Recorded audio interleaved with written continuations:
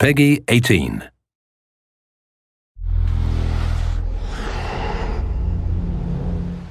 Hi, my name is Ashraf Ismail, Game Director of Assassin's Creed 4 Black Flag, and I'm very proud to be showing off the Caribbean open world. Here, we're going to start with Edward. After completing a few missions, he's met up with the assassins, but he's not yet bought into the creed, so he still has this selfish need for fame and fortune. Edward is one of the most unique characters we've created for the Assassin's Creed universe. He is a man who is still trying to figure out who he is in life and what he wants to get out of it.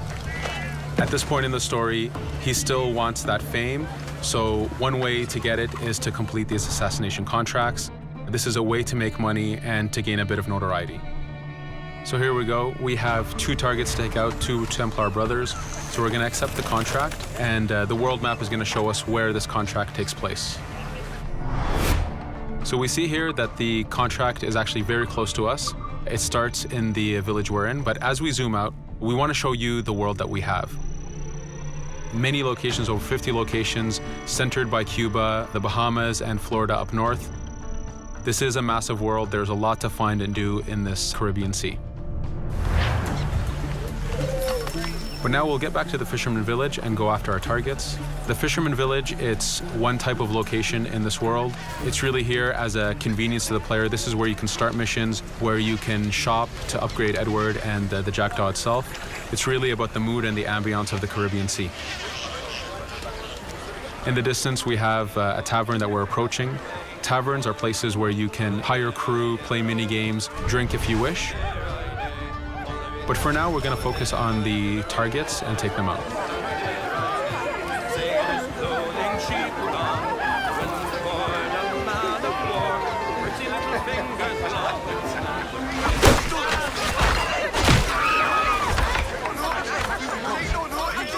Now that we've taken out one brother, the other one's going to bolt. Just like classic ACs, we can chase him down and take him out that way, but there's many ways to complete this contract. We can use the new free aim system to shoot him this way, to eliminate him that way. We can jump onto the ship and take him out with his crew, but instead we're going to let him escape into the sea and follow him with the Jackdaw. This is your ship. This is the second main character of the game.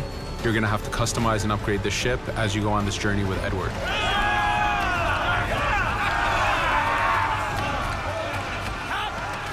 We've seamlessly gone from a ground chase right into a naval chase.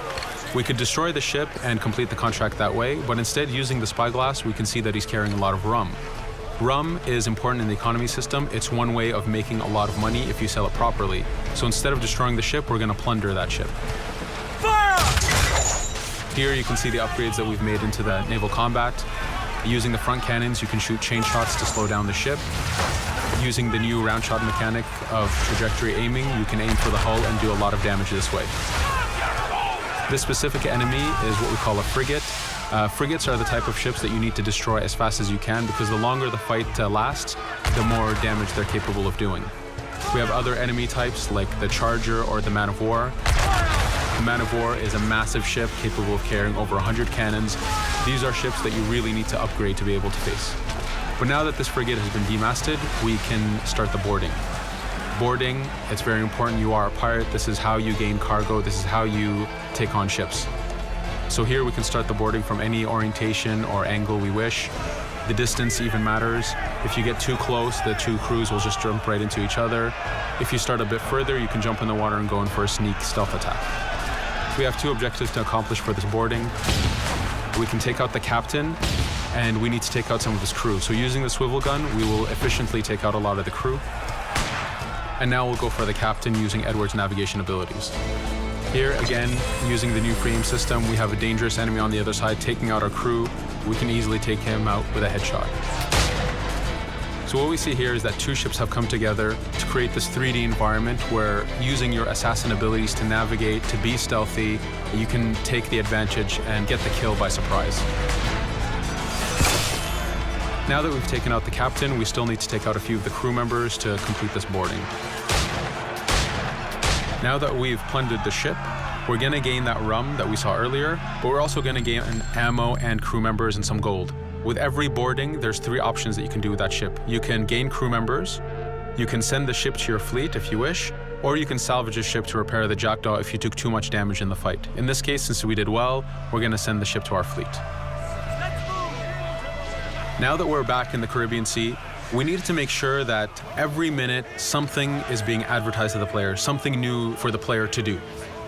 In this case, we have this uncharted location. These are what we call playas.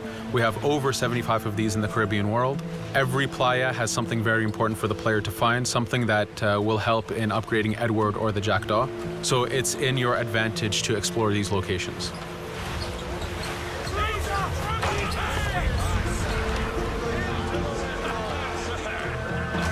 Again, for us, seamlessness is very important. We needed to be able to explore this Caribbean world without having too much interruption in the action. So being able to just let go of the wheel anywhere we want, jump into the water, and swim over to that location. This is very important for the mood and the immersiveness of this Caribbean open world. Here, as we get on the playa, in the distance we can see that there's a faction battle, but closer to us we can see that there's this poor drunken sailor who's passed away. But being a pirate, of course, we're going to loot his body and see what he has for us.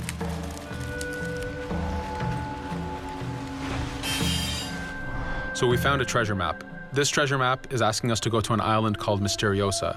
Every time you find one of these, you know that you're going to find a treasure that is linked to the progression of the jackdaw or Edward, so they are very valuable. Here we're going to take a look at that faction battle. We have a British ship facing off against a Spanish ship. We could jump in and take advantage of this opportunity, allowing each ship to weaken the other and for us to plunder both. But now we're going to make our way back to the jackdaw. Again, this is the second main character of the game. There's a lot of customization and a lot of upgrading to do on the jackdaw. You can upgrade all the weapons to fit the playstyle you wish. Now, as we get onto the jackdaw, we can see that the crew is cheering for us. Edward has a really close relationship with his first mate, Adewale, standing right there, and with his crew. And this is something that you'll see later in the demo, that we can lose and gain crew members. Again, using the spyglass, we can really see the contents of a ship, but you can also assess the danger and threat level of these ships. But for now, we're going to continue to Misteriosa to find that treasure. Here we've crossed into a harpooning zone. The harpooning system is connected to the hunting system, which is used for upgrading Edward himself.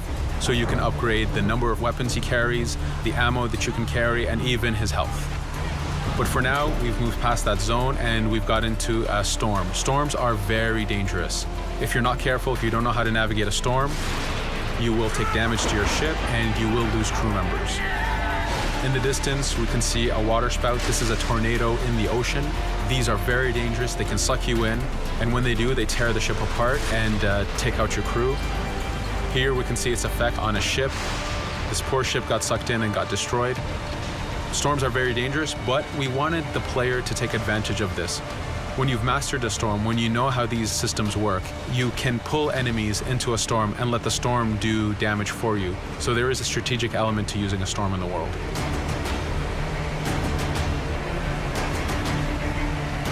Here we can see that the storm is dying down a bit, but there's still this torrential downpour. It was very important for us to get the real mood of and atmosphere of the Caribbean in the weather cycles and in the daytime cycles.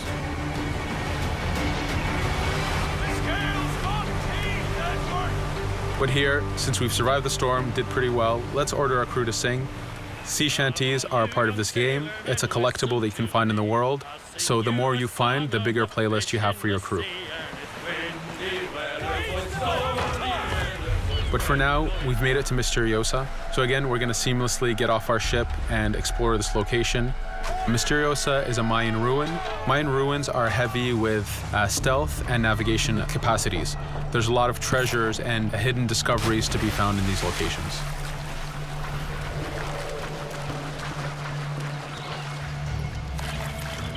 If we recall the treasure map, the treasure is hidden behind a temple. So just by quickly looking around, we can see that temple looks about right. So that's our objective. We'll head there. As we go this way, we can see there's a lot of guards on the beach. We could go in and fight them if we wish to, but to show off that this is a mini open world, we're going to try to find a different route to get to our objective. Here, we've seen a guard. We don't want to alert him, and we don't want to alert the guards on the beach, so we're going to use our stealth ability to take him out silently.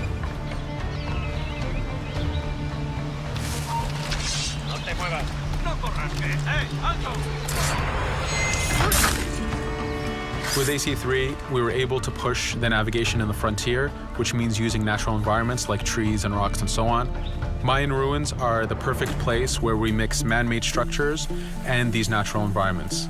So you really get to feel how far the navigation abilities of the assassin have come since the original game.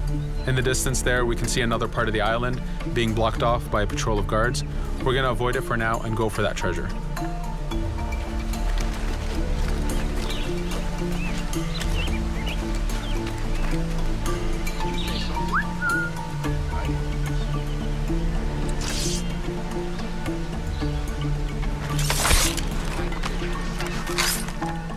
It's important for us to be able to give the players new tools, specifically for stealth. In this case, we have the blowpipe. Using the berserk darts, you make your enemies go crazy. Effectively, this means that they'll attack anything and everything in sight, including their own friends, animals, or Edward if he was in the way. So you do have to be careful with how you use it. But now that we've caused a distraction, if we happen to fall down there, at least there's already a bit of damage done for us. But using our navigation skills, we're able to get past that area without any trouble. There in the distance, you can see the jackdaw placed exactly where you left it when you got onto this location. It's really important for us to show the beauty of this Caribbean world. The Caribbean has some amazing vistas, and we pushed ourselves to replicate this in the game.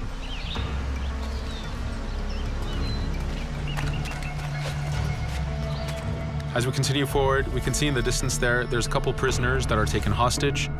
This is a scenario that you need to use stealth. If you're detected by those guards, they will kill the hostages. So in this case, it's to your advantage to use the environment to figure out how you can take out those guards without being detected. In this case, it's 2 guards, so it's not too hard. There are other scenarios where you have more guards and you have to figure out how you can take all of them out at the same time. Now that we've freed these prisoners, they are more than happy to join our crew. This is just one way of gaining crew members. As mentioned earlier, there's the taverns. There's actually many different setups of gaining crew.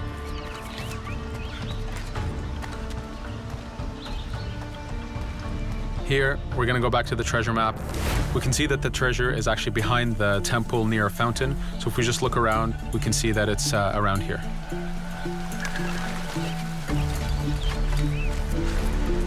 Now that we've found the treasure, what we've actually found is a blueprint. Blueprints are incredibly valuable for the upgrading of the jackdaw. This is how you can upgrade the biggest and most devastating upgrades of the ship.